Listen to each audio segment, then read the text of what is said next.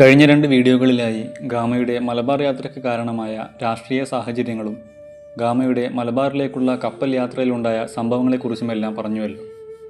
ഇനി മലബാറിലേക്ക് എത്തിയതിനു ശേഷമുണ്ടായ സംഭവങ്ങളെക്കുറിച്ച് പറയാം.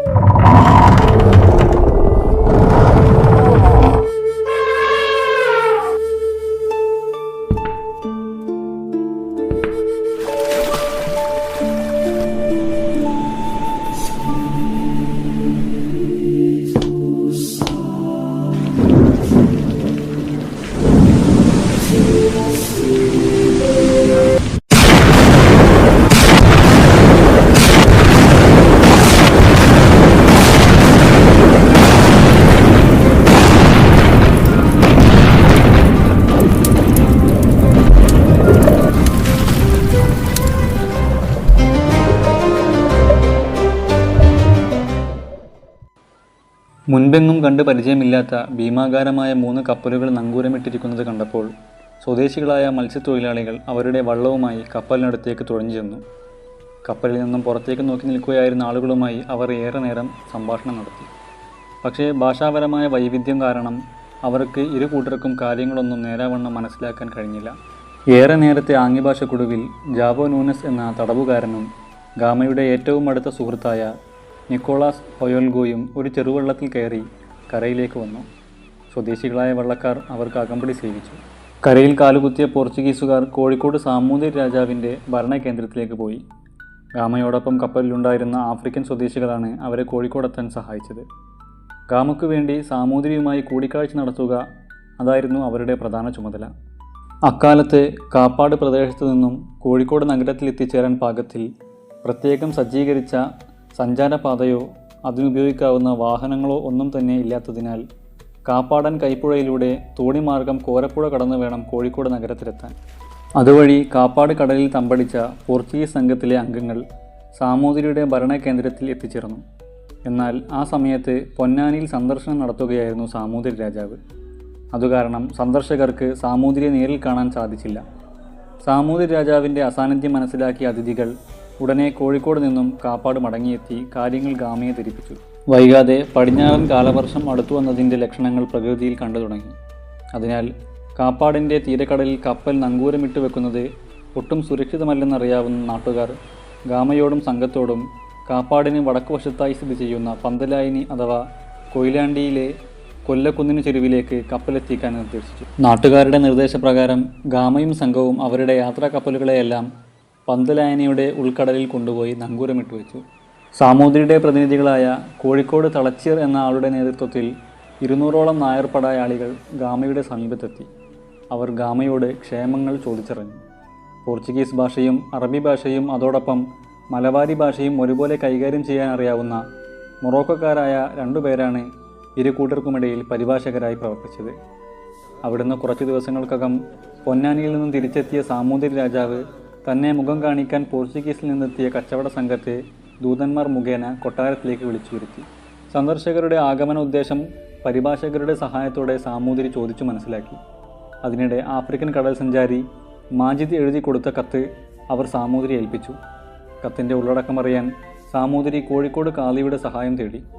സൗഹൃദ സംഭാഷണം തുടരുന്നതിനിടയിൽ സാമൂതിരി രാജാവിനെ സന്തോഷിപ്പിക്കാൻ ഗാമ ചില സമ്മാനങ്ങൾ സദസ്സിൽ പ്രദർശിപ്പിച്ചു.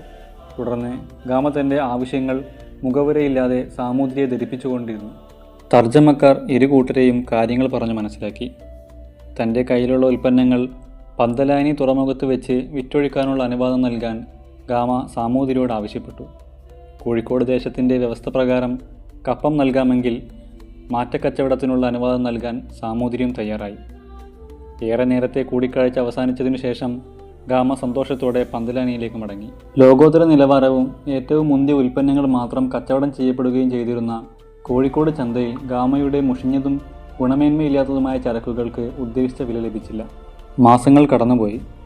ഗാമ പന്തലാനി ഇരുന്നു കൊണ്ട് ചരടുവലികൾ ആരംഭിച്ചു.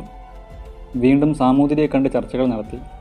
സൗഹൃദ സംഭാഷണത്തിനിടെ താൻ ഉദ്ദേശിക്കുന്ന തരത്തിലുള്ള ഒരു വ്യാപാര പങ്കാളിത്തം ഗാമ സാമൂതിരിക്ക് മുന്നിൽ തുറന്നുവച്ചു. മലബാറിലെ മാപ്പിളമാരെയും അവരുടെ പിൻബലമുള്ള അറേബ്യൻ കച്ചവടക്കാരെയും മാറ്റി നിർത്തി പുതിയൊരു കച്ചവട ബന്ധം സ്ഥാപിക്കാനുള്ള ഗാമയുടെ ആവശ്യം സാമൂതിരിക്ക് തീരെ സ്വീകാര്യയോഗ്യമായിരുന്നില്ല. താല്പര്യമുണ്ടെങ്കിൽ മാന്യമായി കപ്പം നൽകി കോഴിക്കോടുമായി കച്ചവടം നടത്താം എന്നതായിരുന്നു സാമൂതിരിയുടെ നിലപാട്. കൈവശം കരുതിയിരുന്ന സമ്മാനം നൽകി ഗാമയും സംഘവും സാമൂതിരിയെ അനുനയിപ്പിക്കാൻ ശ്രമിച്ചു.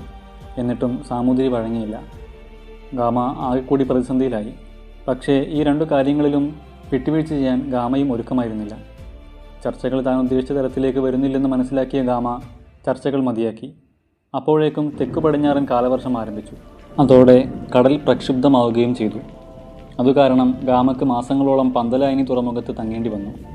ഇതിനിടെ അത്യാവശ്യം മലയാള ഭാഷ പഠിക്കാനും മലബാറിലെ സ്ഥിതിവിശേഷങ്ങളെക്കുറിച്ചും കുറേയേറെ കാര്യങ്ങൾ പഠിച്ചു മനസ്സിലാക്കാനും ഗാമയ്ക്ക് സാധ്യതകളേറി. ഈ കാലയളവിൽ കണ്ണൂരിലെ കോലത്തിരിയുമായി രഹസ്യബന്ധം സ്ഥാപിക്കാൻ ഗാമയ്ക്ക് സാധിച്ചു. മഴക്കാലം കഴിയുന്നതുവരെ പന്തലാനിയിൽ തങ്ങിയിരുന്ന ഗാമ സ്വദേശികളുമായി വളരെ അടുത്തിടപഴകി. അങ്ങനെ മലബാറിലെ കാലാവസ്ഥയുടെ ഗതി മനസ്സിലാക്കിയ ഗാമ കടലിളക്കം അവസാനിച്ചെന്ന് ബോധ്യപ്പെട്ടതോടെ പന്തലാനി തുറമുഖം വിടാനൊരുങ്ങി.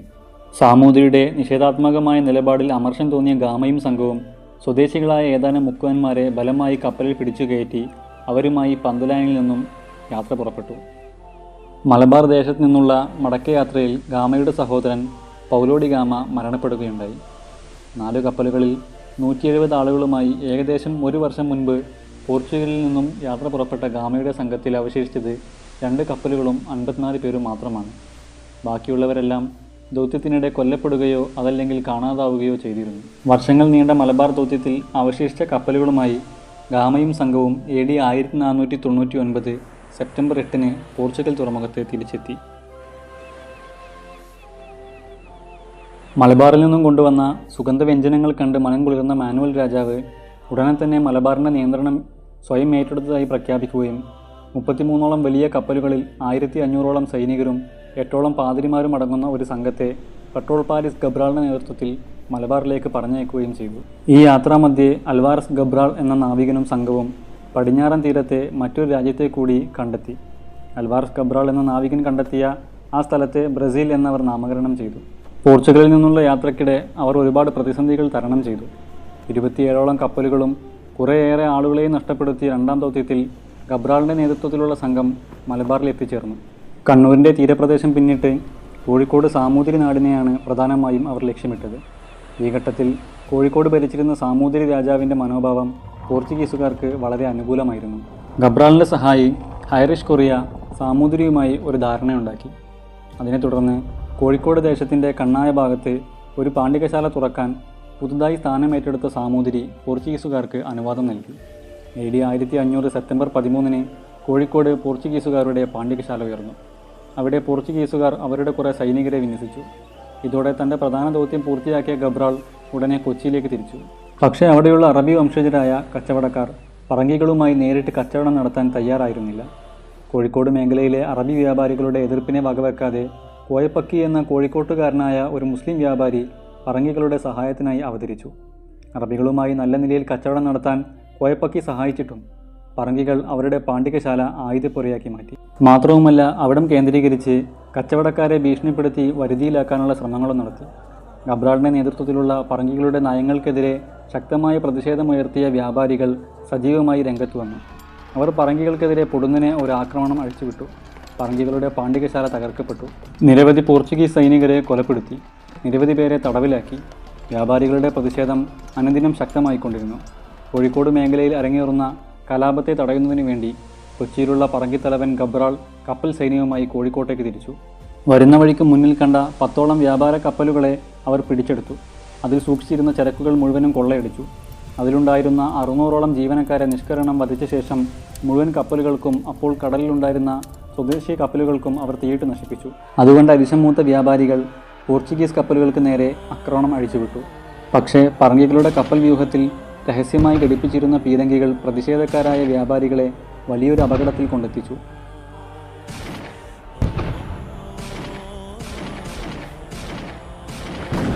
പോർച്ചുഗീസുകാർ അവരുടെ കപ്പലിൽ നിന്നും തൊടുത്തുവിട്ട പീരങ്കി ഉണ്ടകൾ പതിച്ച് വ്യാപാരികളിൽ ഭൂരിഭാഗം ആളുകളും കടൽക്കരയിൽ മരിച്ചു വീണു.